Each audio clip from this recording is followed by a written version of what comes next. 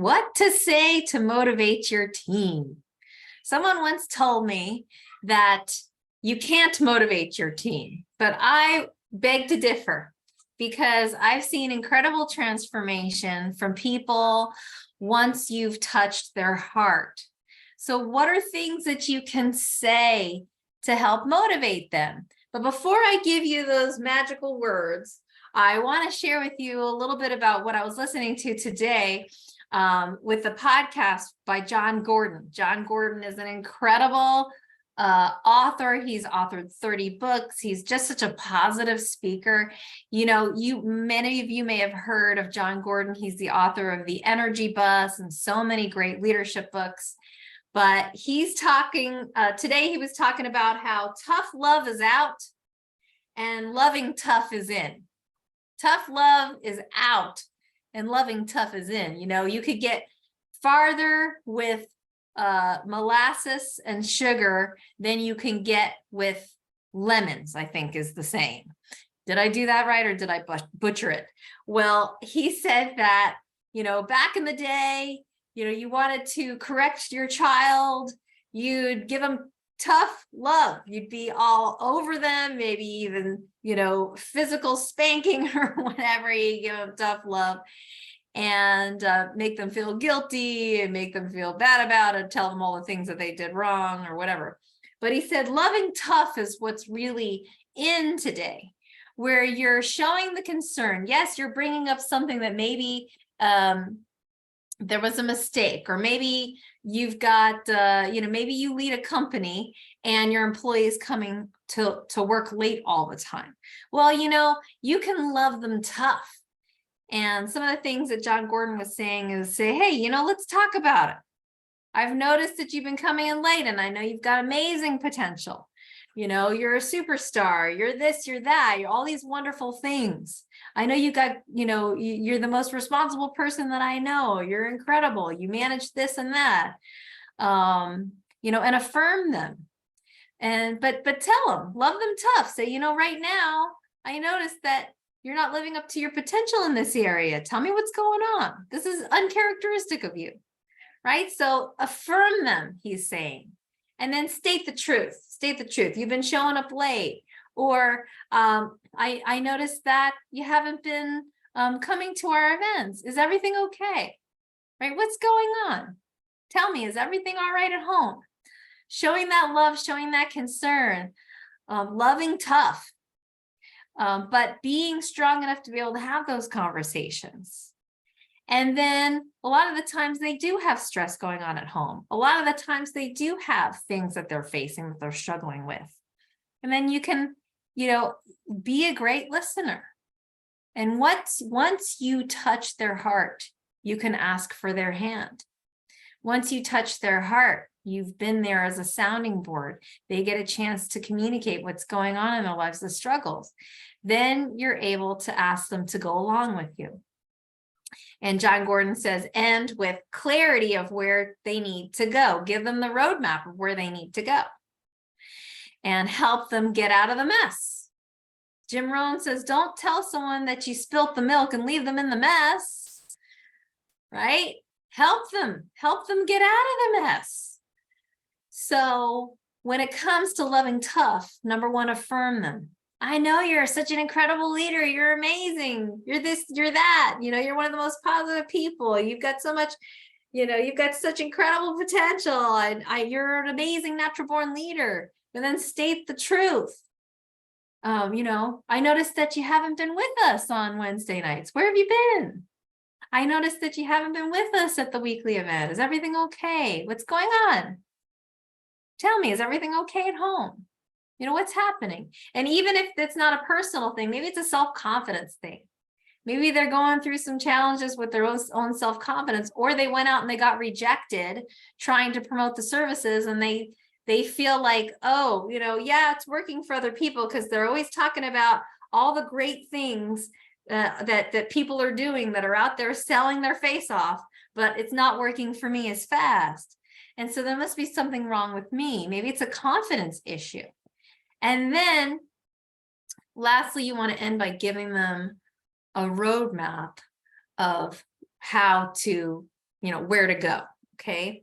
But a lot of the times, here's the two key magical phrases that I like to use when it comes to motivating the team to re-engage and to want to take action. Anytime someone is going through something and they just need guidance, or they're feeling lost, or they're maybe even feeling unmotivated. Alyssa called me today because we have a Zoom scheduled for someone on her team today who's trying to cancel. And so I said, well, let's try to keep that appointment. Let's encourage her to try to keep that appointment so I can speak to her. We can speak to her, or if she doesn't keep the appointment, I'm going to reach out to her. And the two questions that you want to ask someone is, well, tell me about you. What is most important to you in your life right now? And what do you want for your life in the next 12 months? What do you want for your life in the next 5 years? Right? Help them quiet the noise. Because when someone is going through emotional doubt, turbulence, or things that are going on in their life, it's swirling in their head. And I know that because I go through it, okay? I go through it myself. So we've got all this swirling in our head of all the responsibilities that we have, of all the stress from all the demands of people wanting things from us in our lives, and the swirling of the doubt. Well, maybe I'm not good enough for this. Maybe this isn't something that I'm naturally gifted at. Maybe blah, blah, blah, blah, blah, and all the things that's swirling in our head. And the way to calm the noise is to just ask them, well, tell me about you right now. What's the most important thing to you in your life right now? And what do you want for your life for the next 12 months? Well, I don't want to have to be working 60 hours a week anymore. It's affecting my stress, my cardiovascular, it's affecting my heart. It's affecting my health. And then I'm coming home stressed out to the family, and I'm yelling at the kids, and I'm bringing my last self to my spouse instead of bringing my best self to my spouse. I'm kicking the dog, well, I got this going on, but I want freedom. I don't want to have to work at this job anymore. I want to be able to fire my boss. I want to be able to retire my spouse who comes home crying because her feet hurt so bad every day, and she's getting calluses on her hands from cleaning or doing typing. She's got carpal tunnel from doing all the typing, and she's crying because she's in pain. And I want this business to work for me. Whereas just 2 minutes ago they were saying that they were done and they were ready to quit. Well, I want this business to work for me. That's what they really want. That's why they signed up. That's what they signed up for. So a lot of leaders say, remind people of their why. But sometimes reminding them of their why is like throwing it in their face. Well, you said that you wanted to be able to retire your spouse. So do you still want that? No, a gentler way of reminding them of their why is just asking them, what is it that they want for their life right now? And what do you want in the next 12 months? After they answer that, what is it that you want for the next 5 years? Well, in 5 years, I want to be able to have saved up enough to buy my dream home or to buy a home. Or in the next 5 years, I want to be able to start traveling, and I want to do this, I want to do that. Then they start to get excited. Then the level of vibrational energy starts to pick up. Because see, when you called them or when they called you, their level of vibrational energy was at a 1 or a 2. But then you start talking to them about what's important to them in their life, what it is that they want. Their vibrational energy starts to pick up to a 4 or a 5. And then eventually it picks up to a 6 and a 7. And how you can get them back to a 10. Most people are not always a 10, a good range is 7 through 9. Okay. Right. A good positive functional range, 6, 7 through 9. Okay. Is the second question that you want to ask them, because they just told you that they want the business to work for them now. The second question you want to ask them is, Well, do you have enough people to talk to on a daily basis right now to share the services? And most of the time they'll say no, because if they knew where to find the people, they would be finding the people. If they knew where to do their exposures, they'd be doing their exposures. And if they were doing their exposures, they would be getting results. And when they get results, their confidence raises. And so our job as a leader, and you've heard me ask this question as a trick question multiple times before over the years, but what is our number one job as a leader? There's a million different things that we do as their leader, right? But the number one job in this particular business is to help them never run out of prospects to talk to. Because if I give people, if they have a clear path of where to get their exposures in, then they will naturally do it. This business is not hard to share with people, right? There's no way you can say there's no way you can mess it up, okay? You can't say the right thing. Wait, you can't say the wrong thing to the right person, because the right person is always going to be put in your path by God on purpose for you to open your mouth. And Don Brinkley says, open mouth, open business. So it's your job to open your mouth. Have you ever been in a place and you felt nudged? You're like, oh, that person was just so sharp and I should say something. No, I don't know what to say, but when you feel the inkling, because you're like, that person, I want to encourage you to go back and just say something, because you can't say the wrong thing. And what's the worst to happen? That they say, no, I'm not open. They didn't shoot you. Okay. I mean, we're not going door to door. We used to have a teammate named Dino, and his job full time is to go door to door, knocking door to door, selling home internet. And he said the day he called and said he wanted to get involved in the business more was the day that a guy pulled out a gun at the front door and said, no solicitors, get out of my house. I mean, he said he wanted to pee his pants, like freaked out. Okay. And my middle-aged brain now forgot my point of where I was going with this, but like, this is not hard. What I'm trying to say is, when you share the business, okay, we're not asking you to go door to door. This is a very easy, just bring it up. Okay. Whether you're calling someone, you're texting someone, you're Facebook messaging someone, and you're just asking them if they would be open to take a look. And it's our job as a leader to help them never run out of prospects. Now, you might be thinking to yourself, I don't even know where to go to talk to prospects. So you've heard me share the 4 fishing, actually now there's 5 fishing ponds. We have our current network, our warm market, the people that we know, right? The people we live with, the people that our family, our friends, the people that we know. And then there's the people that we meet. Right? Don't just go home from church when it's done. Stick around and fellowship and grab a cup of coffee and say hello to somebody that you've never met before. Not only will your pastor love you, but your business will love you, because you're now increasing your network. And the secret to key in this business is to increase the number of people who know you and know what you do. If you can daily increase the number of people who know you and know what you do, you're building your network. And write this down, your network is equal to your net worth. The more people that know you and know what you do. I am so glad that I checked my Instagram personal messages the other day, which I never do, okay? Like, I'm rarely on Instagram. I post because on Facebook it says, do you want to also post here at the same time? And so I'm not very active on Instagram. But I checked my message for some reason. God told me to do that. And this guy had just messaged me 2 days prior, and he goes, you do LLCs, right? He's like, I'm ready to start my acting career, my music career. I want to incorporate, I'm ready to get an LLC. And Mark bought an LLC launch plan from me today, this morning. So the more people, and how did he know what I even do? It's because we met on Facebook. I like and comment on his posts all the time. I'm being a good friend on social media. That's the 3rd fishing pond, social media.